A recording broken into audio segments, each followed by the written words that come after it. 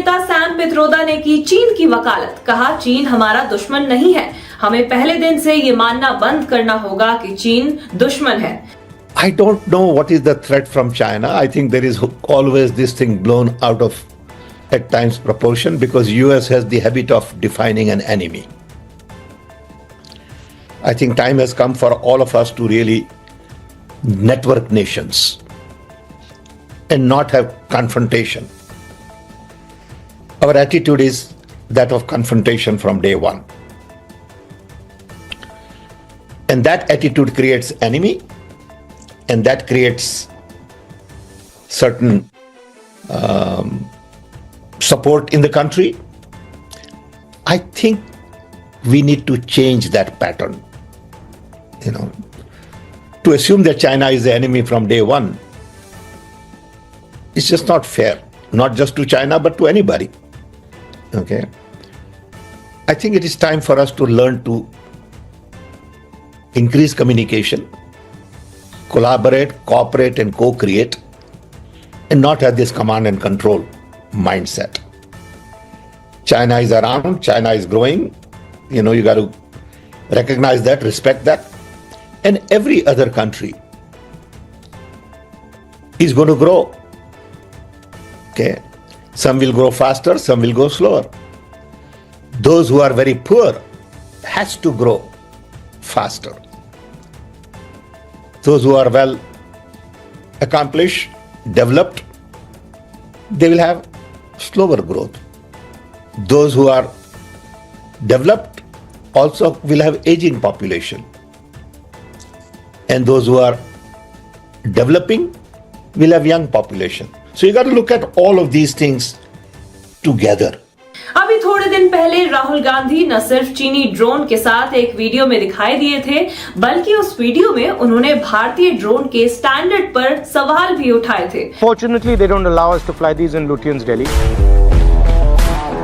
This is a DJI drone made in China. This has come from the toy industry, and that's really the powerful thing. This is actually where we should be playing, and the network that produces this is where the real value is. And all AI is actually going to be operating on this net. And the sad fact, we don't make any of the components inside this. We don't understand how it's made. We certainly don't make any of the optics. We don't understand how it's made. इस पर social media में लोग उठा रहे हैं सवाल कि चीनी ड्रोन भारत में बैन है, फिर राहुल गांधी के पास कहां से आया? भारतीय ड्रोन पर सवाल उठाना क्या भारतीय उद्योग को हतोत्साहित करने वाला नहीं है? राहुल गांधी दिल्ली के हाई सिक्योरिटी जोन में चीनी ड्रोन क्यों उड़ा रहे हैं? एक चाइनीज ड्रोन हाथ में पकड़कर बस ब्लेटेंटली ये कह दिया कि इंडियन इकोसिस्टम को ड्रोन के जो अलग अलग पार्ट्स है ये अभी इसकी अंडरस्टैंडिंग नहीं है और इंडिया में हम ऑप्टिक्स या बैटरी या ऐसे टाइप के जो भी सारे पार्ट्स है वो बनाते नहीं है, जबकि इंडिया में अप्रॉक्सीमेटली 400 से ज़्यादा कंपनीज है जो अलग अलग टाइप के ड्रोन्स बना रही है। ऐसे वक्त पर एक ब्लैंकेट तरीके से बस ये कहना कि इंडियन इकोसिस्टम में ड्रोन पार्ट्स के बनाने की कोई अंडरस्टैंडिंग ही नहीं है, ये बहुत ही एक अजीब सा स्टेटमेंट है जो पूरी इंडियन इकोसिस्टम के लिए डीमोटिवेटिंग है। मैं बस ये कहना चाहूँगा कि ऐसे उदाहरण देते वक्त एक चाइनीज़ ड्रोन को हाथ में पकड़ के, जिसका बाय द वे इम्पोर्ट भी बैंड है, पता नहीं क्या वो रजिस्टर्ड है भी या नहीं, और ऐसे वीडियो में जहाँ वो एक ड्रोन को उड़ाने की कोशिश कर रहे हैं, क्या उनके पास ड्रोन पायलट सर्टिफिकेट है, और ऐसा वीडियो जो शायद लगता है कि दिल्ली में शूट किया गया है जो एक रेड जोन है, वहाँ पे क्या मिनिस्ट्री ऑफ सिविल एविएशन या मिनिस्ट्री ऑफ होम अफेयर्स की कोई परमिशंस भी ली गई है? कांग्रेस नेता सैम पित्रोदा की टिप्पणी पर भाजपा नेता सुधांशु त्रिवेदी ने कहा, कांग्रेस पार्टी के चीन के साथ हुए करार का इजहार सैम पित्रोदा ने दिन दहाड़े कर दिया है। गंभीर बात यह है कि जिस प्रकार की बात सैम पित्रोदा ने कही है वो भारत की अस्मिता, कूटनीति और संप्रभुता पर बहुत गहरा आघात है। आप सभी जानते हैं कि प्रधानमंत्री श्री नरेंद्र मोदी जी के नेतृत्व में भारत जो आर्थिक, सामरिक और कूटनीतिक दृष्टि से विश्व के पटल पर एक शक्तिशाली और प्रभावशाली देश के रूप में उभरता जा रहा है और देश के अंदर सामाजिक और आर्थिक सशक्तिकरण का नया दौर चल रहा है, त्यों अनेक प्रतिगामी शक्तियां भारत की इस अभूतपूर्व विकास को और प्रगति को रोकने के लिए अनेक प्रकार के षड्यंत्र करती दिखाई पड़ रही है। उसी श्रृंखला में आज मैं आपका ध्यान आकृष्ट करना चाहता हूं कि जो कुछ कांग्रेस पार्टी और उनके आइडियोलॉजिकल थिंक टैंक कहे जाने वाले लोग समय समय पर कहते आ रहे हैं, वो चीजें अब पूरी तरीके से जनता के सामने आती जा रही है। ओवरसीज कांग्रेस के प्रेसिडेंट सैम पित्रोदा, जो कांग्रेस के आइडियोलॉजिकल थिंक टैंक के प्रतीक माने जाते हैं, उन्होंने आज चाइना को लेकर जिस प्रकार का बयान दिया है, उससे यह बात बहुत साफ हो गई है कि कांग्रेस पार्टी के चीन के साथ हुए करार का इजहार सैम पित्रोदा ने दिन दहाड़े कर दिया है। प्रत्यक्ष रूप से साफ साफ दिखाई पड़ रहा है। और ऑन द लाइटर नोट मैं कहना चाहूंगा, हिंदी में कहावत होती है, गुरु गुड़ रह गए और चेला शक्कर हो गए। मगर यहां जो चेला है वो तो गुड़ रह गए और गुरु चीनी हो गए। परंतु गंभीर बात यह है कि जिस प्रकार की बात सैम पित्रोदा जी ने कही है, वो भारत की अस्मिता, भारत की कूटनीति और भारत की संप्रभुता पर बहुत गहरा आघात है। उन्होंने इस प्रकार की बात कही कि चीन के साथ तो किसी प्रकार का विवाद ही नहीं है, जैसे भारत ही अग्रसर की भूमिका में, यानी आक्रामक मुद्रा लिए हुए। और ये कोई उनका अलग बयान नहीं है। ये ओवरसीज कांग्रेस के चीफ है, यानी समुद्र पारी कांग्रेस के प्रमुख हैं। अब समुद्र पार से तो सोरस के सुर भी कांग्रेस के साथ मिलते हुए नजर आते हैं। परंतु यहां पर एक बहुत गंभीर बात है कि जो कुछ सैम पित्रोदा ने कहा है, ये कोई आइसोलेटेड इवेंट नहीं है, आइसोलेटेड स्टेटमेंट नहीं है। इस प्रकार के कई बयान राहुल गांधी विदेश में दे चुके हैं। कुछ समय पहले उन्होंने अपने विदेश दौरे पर कहा कि चीन ने बेरोजगारी की समस्या को बहुत अच्छे से दूर किया है। गलवान में हमारे 20 सैनिक शहीद हो गए और उसके बाद आपके नेता इस प्रकार की भाषा बोलते हैं तो ये निंदनीय है। इसी भाव और इसी विचार के अनेक स्टेटमेंट राहुल गांधी पहले दे चुके हैं। याद करिए, राहुल गांधी जी ने विदेश में क्या कहा था कि चाइना ने बड़ा संघर्ष करते हुए ऊपर उठने का उदाहरण प्रस्तुत किया है उन चुनौतियों के बीच से। आपको याद हो, अभी कुछ दिन पहले के अपने विदेशी दौरे में क्या कहा कि चाइना ने अनएम्प्लॉयमेंट को बहुत अच्छे तरीके से टैकल किया है, जबकि फैक्ट ऑफ द मैटर है इस समय चाइना में एम्प्लॉयमेंट रेट 24% है।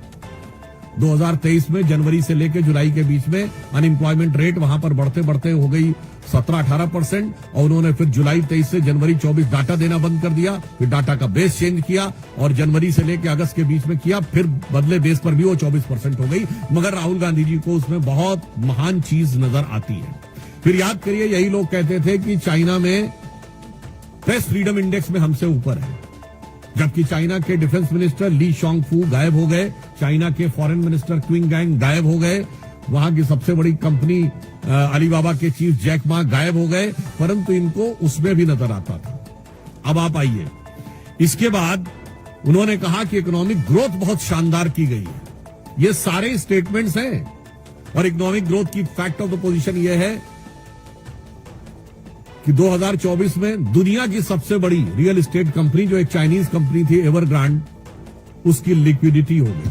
हांगकांग कोर्ट ने कह दिया लिक्विडेट कर दिया जाए। चीन के ह्यूनान प्रोविंस में कई बैंक्स बैंकरप्ट हो गए, कितनी रियल एस्टेट कंपनीज बैंकरप्ट हो गई। That is one other thing. उस प्रक्रिया में जब हम यह देखते हैं कि यह बयान सैम पित्रोदा का आया है, पहली बात तो हम बहुत साफ करना चाहते हैं, भारत सरकार प्रधानमंत्री श्री नरेंद्र मोदी जी के नेतृत्व में विश्व के हर देश के साथ अच्छे और सौहार्दपूर्ण संबंध चाहती है, परंतु वो राष्ट्रीय स्वाभिमान, सुरक्षा और सुदृढ़ता को बनाए रखते हुए।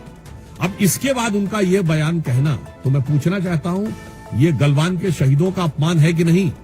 मैं कांग्रेस पार्टी से सीधे पूछना चाहता हूं। गलवान में जो हुआ, हमारे 20 सैनिक बलिदान हो गए, और उसके बाद यदि आपका ओवरसीज का चीफ इस प्रकार की भाषा बोलता है तो यह निंदनीय है, भर्त्सना योग्य है, और यह भारत और भारतीय सेना, भारतीय सैनिकों के बलिदान का घनघोर अपमान है। इसलिए मैंने आपसे बात कही कि ये एक पूरा सीक्वेंस ऑफ इवेंट है जिसमें सैम पित्रोदा बोलते हुए नजर आ रहे हैं। वैसे ऑन द रेफरेंस मैं आपको पहले बता दूं, बोल चुका हूं तो एक बार रिमाइंड भी कर दूं। वैसे आपको पता है भारत में एक दौर ऐसा भी था जब चीन को हमने सैनिकों को चावल प्रोवाइड किए थे। 21 जून 1952 को जवाहरलाल नेहरू की प्रेस कॉन्फ्रेंस में उनसे पूछा गया कि आपने क्या चीन की सेना को रसद प्रदान की है, तो उन्होंने कहा हाँ हमने थोड़ी मात्रा में की है, पर वो हजारों टन चावल था। और कहा इसलिए कि उनको बहुत जरूरत है, हम उनको जिंदा रखने के लिए दे रहे हैं, जबकि उस समय तिब्बत में एट्रोसिटीज हो रही थी। और वो इसलिए था कि उस समय चाइना का नियरेस्ट शहर चेंगडू 2000 किलोमीटर से अधिक दूर था और सड़कें भी खराब थी। भारत से तवांग से 250 पौने 300 किलोमीटर की थी और सड़क भी अच्छी थी।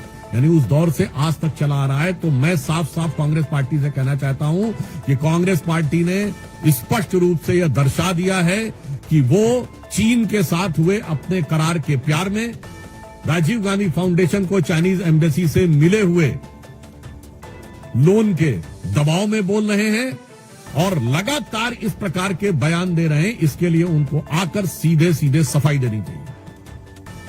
और वो अनेक उदाहरण हैं, वो सब तो अपनी जगह है। दूसरा विषय, एक और अधिक महत्वपूर्ण विषय आया है, भारत के चुनावी व्यवस्था को किस प्रकार से ये समुद्र पारी है कांग्रेस के अध्यक्ष के साथ साथ ये समुद्र पार से एक दूसरे प्रकार की जो संकेत प्राप्त हो रहे हैं वो भी यह दर्शाते हैं कि भारत के लिए किस प्रकार के दुरभिसंधियां भारत के अंदर बैठे हुए कुछ लोग और कुछ भारत विरोधी शक्तियों के साथ चल रही हैं। कि एक international foundation for electoral systems नामक एक संस्था है जिसने 2011 में भारत की एक संस्था India international institute of election management जो कि चुनाव आयोग के साथ संबंधित संस्था है, इसके साथ एक करार किया। और ये करार में जो पीछे से सपोर्ट आ रही है वो CEPPS consortium for election political process election and political process strengthening नामक संस्था से आ रही है, जो जॉर्ज सोरेस के ओपन सोसाइटी फाउंडेशन के साथ उसके संबंध हैं, जिसने $500 million भारत में इन्वेस्ट किए एक माध्यम से, यूएसएड इत्यादि के माध्यम से, और इसके बाद से 3-3.5 लाख डॉलर प्रतिवर्ष भारत में आते जा रहे थे। आज हम साफ साफ पूछना चाहते हैं कि भारत के इलेक्शन प्रोसेस, जबकि फैक्ट ऑफ द मैटर यह है कि 2020 में आप याद करिए जब अमेरिका में चुनावी प्रक्रिया को लेकर अनेक प्रकार के प्रश्न उठे थे तो भारत की चुनावी प्रक्रिया की तारीफ की गई थी कि जो इलेक्शन वोटर सिस्टम हमारे यहाँ है, वोटर आईडी कार्ड वाला, वो उनके यहाँ होना चाहिए। परंतु ये कौन सी शक्तियां हैं जो भारत में इस प्रकार चुनावी प्रक्रिया को प्रभावित करने, परिवर्तित करने या उसके अंदर कोई समस्या उत्पन्न करने के हेतु से आर्थिक अनुदान पाती हुई दिखाई पड़ रही थी। ये बहुत गहरा संदेह हमारे मन में उत्पन्न होता है। यानी बहुत साफ है कि सोरस की सुर, अंकल सैम के सुर, और उसके बाद जो कुछ यहां कांग्रेस बोलती है वो साफ नजर आता है।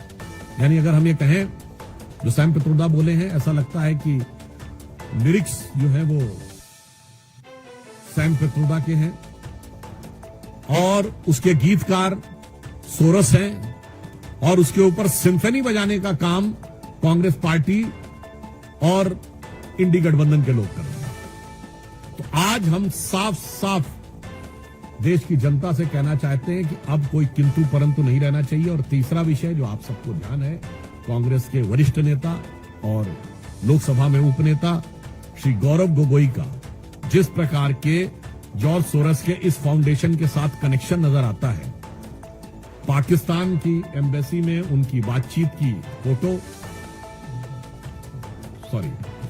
पाकिस्तान की दूतावास में मधुर मनोभावों के साथ वार्तालाप करते हुए और भारत में आकर भारतीय सेना, भारतीय वायुसेना, भारतीय अर्धसैनिक बलों के विरुद्ध कटुतापूर्ण शब्दों का इजहार करते हुए ये बातें अब बहुत साफ दिखाई पड़ती हैं कि देश के ऊपर आघात करने के एजेंडा बहुत साफ है कि विदेशी शक्तियों के लिए जो भारत के विरोधी शक्तियां हैं, उनके लिए कांग्रेस की मोहब्बत की दुकान है, जिसमें मोहब्बत सोरस से भी है, मोहब्बत चाइना से भी है, और भारत के अंदर एक दूसरे से लड़ाने का विधान है। याद करिए, ये कहते हैं उत्तर और दक्षिण को लड़ाओ। इनके कर्नाटक के वित्त मंत्री ने कहा था कि साउथ में रेवेन्यू कलेक्शन ज्यादा है तो उत्तर से अलग होना चाहिए। इनके तेलंगाना और तमिलनाडु के मंत्रियों ने उत्तर प्रदेश और बिहार के बारे में जो बोला, वो क्या है, एक राज्य को दूसरे राज्य से लड़ाओ। उसके बाद भाषाओं को आपस में लड़ाओ, तमिल और हिंदी को लड़ाओ, फिर मराठी और बिहारी को लड़ाओ, फिर भाषा पे लड़ाओ, प्रांत पे लड़ाओ, क्षेत्र पे लड़ाओ, और उसके बाद जातियों में लड़ाओ, अगड़े पिछड़े में लड़ाओ, सामान्य और दलित में लड़ाओ। यानी बहुत साफ है कि बाहर की शक्तियों के लिए मोहब्बत की दुकान, और भारत में हर आधार पर वर्ग, प्रांत, जाति, भाषा पर नफरत की दुकान, नफरत के सामान।